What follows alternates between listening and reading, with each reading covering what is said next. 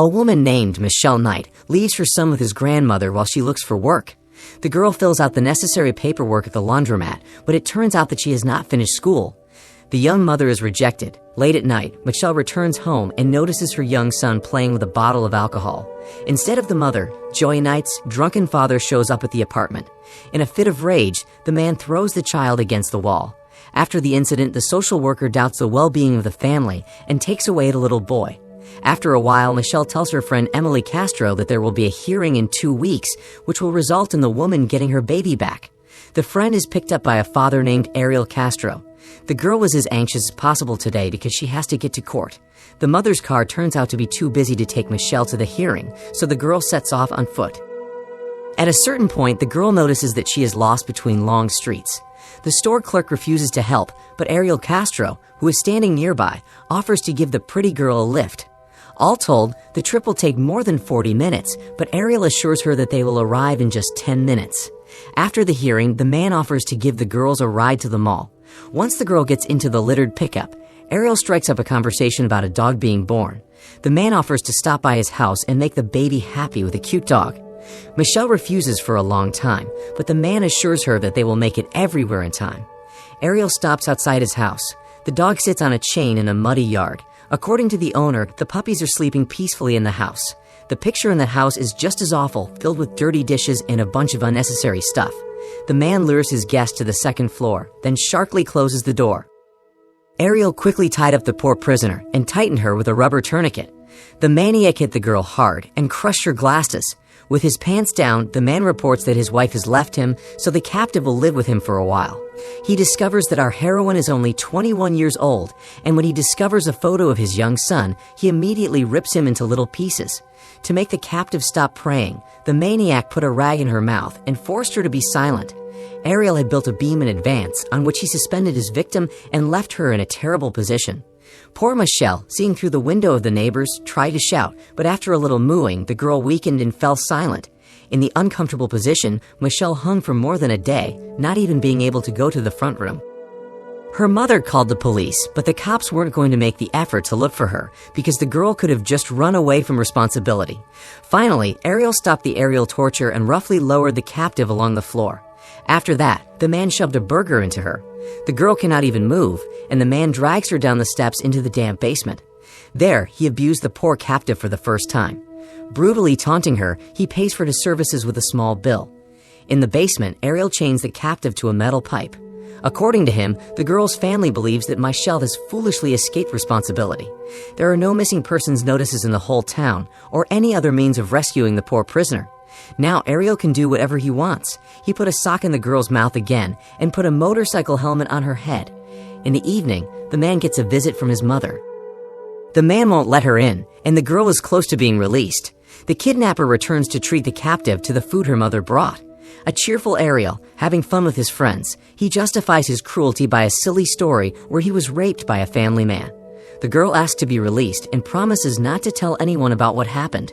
For a while, Ariel even believes the poor prisoner and decides to let her go. He takes the girl in his arms, but not to let her go.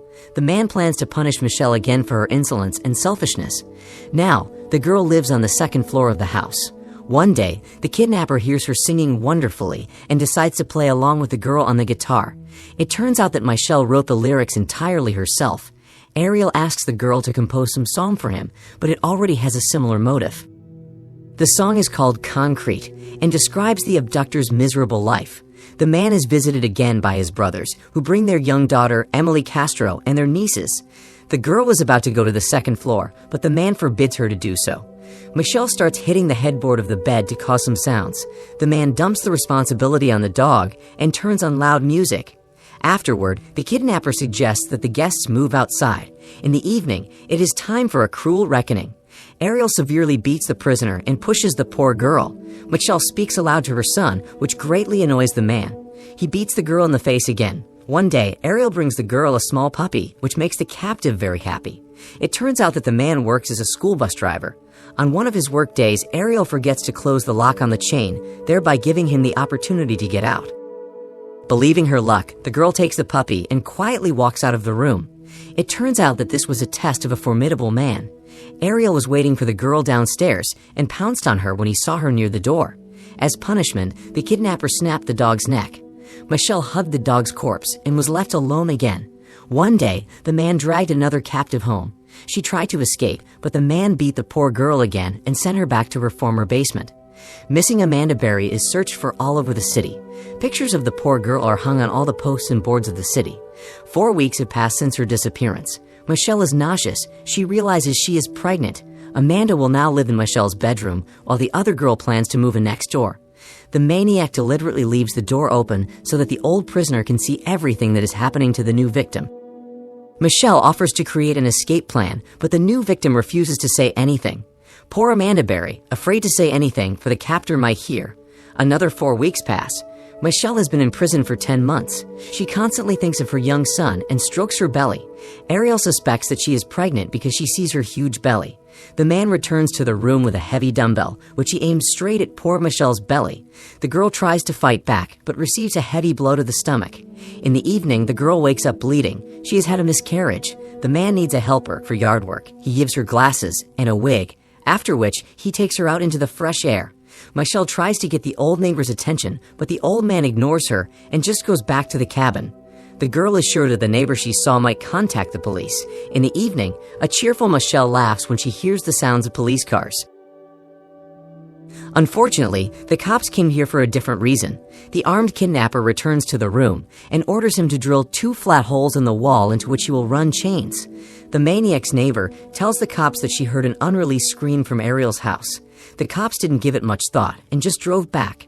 The news reports that 3 days ago, another young girl, Jenna DeJesus, went missing. Of course, this is the work of Ariel's longtime acquaintance. He leaves the girls alone to give each other a little trim and warns that every window and door is on alarm. Afterward, he winds up with a third girl, Amanda Berry. The new victim is chained to Michelle and tells him how she ended up in his house. She is friends with his daughter, so she easily agreed to get into the kidnapper's car, not even knowing what awaits the girl next. Locals held a meeting to appeal to those who may have seen Jenna DeJesus lately. It turns out that the girls' kidnapper, Ariel Castro, also came to the rally to show support and grief for the missing girls. Later at home, he mocks the new victim and shows her poor mother crying on his chest.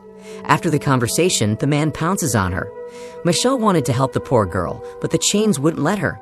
The girlfriends do push-ups and somehow have fun so they don't go crazy. The news reports that 3 years after Amanda Berry was kidnapped, her mother passed away. All this time, the woman has been trying to find the poor girl. The joyful kidnapper reports that from now on, the locks are over. He sits the prisoners down at the dinner table. The excited maniac informs his friends that Amanda Berry is pregnant. The labor began prematurely, and Ariel Castro threatened that if the baby did not survive, he would shoot Michelle. To drown out the awful screaming, he turns on loud music again. After suffering, Amanda gives birth to her daughter, but she is not breathing at all. Michelle does her best to make sure that the baby takes its first breath. A sickly man, he began to nurse his little daughter. Time passes. Amanda Berry plays the role of the beautiful mother and the beloved wife of the con man. Together they raise their daughter, while the two captives remain slaves to pleasure. Little Jocelyn Berry grows up in an unhealthy atmosphere, abusive and humiliating, and little son Michelle is about to turn 14. Ariel has money problems, so he brings the girl a pizza found in a garbage can. Amanda shared a piece of fresh bread with her. The girl wonders why aunts are not allowed to walk with them in the park, and no one should know about them. Ariel became angry with his daughter and asked her not to ask unnecessary questions. He spread his arms, but in defense of little Jocelyn Berry, all 3 girls became. At night, the man made Michelle dig a deep hole, and she guessed why. The prisoner suggests that he surrender and open his heart to God and try to make amends. One day, Ariel went to his mother's house to get some food. The doors were left open and the alarms turned off. Amanda Berry turned out not to be as tame to the man as he thought. At her scream, neighbors rushed in and broke down the doors. 10 long years later, the girl was free. The police arrived at the house. The captive suspected it may be a test or another setup by Ariel. In a matter of seconds, Michelle became convinced that they were here for a good cause. Afterwards, Jenna DeJesus came out to the cops. The policewoman says she had been looking for the girl for 9 years after she went missing. The girls can't believe the eternal nightmare is over. The girl has a fever and is seriously ill. At the hospital, she pleads with the men not to touch her. Later, Michelle appreciates how clean her room is after the perpetual mess at her captor's house. All the patient cares about is finding her young son. Unfortunately, Michelle has no relatives left to take care of her. This does not happen to the other prisoners. Agent Solano enters the room. The girl was incredibly happy to receive a small cheeseburger, steak, and cottage cheese dessert from him. When the man held out a napkin to her, the girl was greatly frightened and jumped away from the strange object. It seemed to her to be a sock that was constantly being pushed into her mouth. One day, Michelle was visited by her mother, but the girl did not even want to meet her. She cannot forgive her mother for her inaction all these horrible years. A separate pleasure is taking a shower and brushing her teeth in the quiet bathroom. A nurse gives the patient a gift of new glasses. On TV, she sees her captor standing trial. It's time for her to be discharged from the hospital. The nurse has become a real close person to Michelle and gave her a cross as a parting gift. Agent Solano helped her avoid a meeting with journalists and directs the poor prisoner to a hotel. The girl awaits news from the adoption agency, Joey Knight. She meets frequently with Gina DeJesus, but her friend says she must go on with her normal life and will not see her ex-girlfriend again. They exchange pleasantries and say goodbye. Agent Solano learns that the young son was adopted when he was 4 years old. His adoptive parents decided it was better for him not to see his biological mother. However, Michelle has the opportunity to challenge the adoption decision in court, but she chose not to. The important thing is that her son is happy, and she doesn't want to take away his happy family. She is determined to go to court and testify against the brutal beatings and the long captivity. The police say she is an incredibly courageous woman. Michelle tells of the hell she has lived through these 11 long years. She had practically lost hope, because no one was looking for the poor prisoner. The girl's horrible life is over, but the kidnapper's is just beginning. He does not deserve the death penalty. He should get a life sentence. Ariel Castro was sentenced to thousands of years in prison, but he hanged himself a month after being sentenced. Michelle wrote a book where she described all the memories of her experiences. The woman is studying cooking and is enjoying her new, free life.